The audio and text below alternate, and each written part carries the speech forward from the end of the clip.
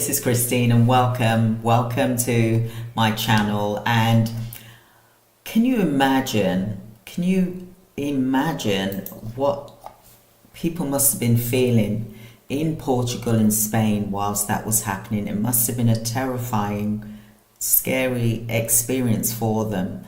And today's YouTube live, it really is an urgent call really for us to be aware that after the recent massive power outage that hit Portugal and Spain, many people were left in the dark, literally, and they had no electricity, there was no internet, no access to banking.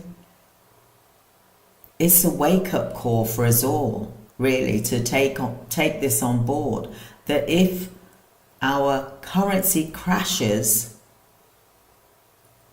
or the grid goes down, then are we truly prepared for this? Now, I know when I was a child in the UK, for example, we would have power outages. It'd be like once a month. They'd call it blackouts, for example. But we were expecting that, so we were prepared. We had our candles, we had torches, we had, tinned food and things like that. And when I was a child, I used to think it was really exciting. It's a blackout day. It was great. We were going to have fun, for example, But when you're not prepared for it, that's a whole different story. And back then we didn't have internet, we weren't going online, we didn't have mobile phones, we would play outside, for example, and it was a lot different back then.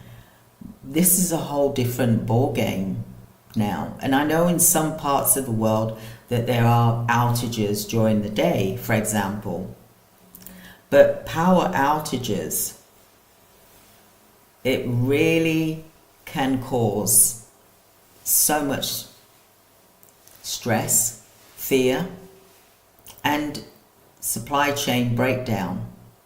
And that's what's happened. That's what happened.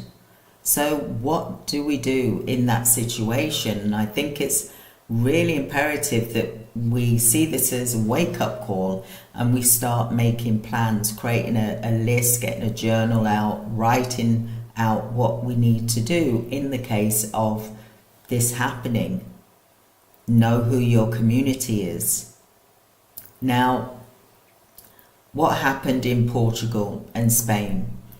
Massive grid failure. It knocked out the electricity across major cities, for example.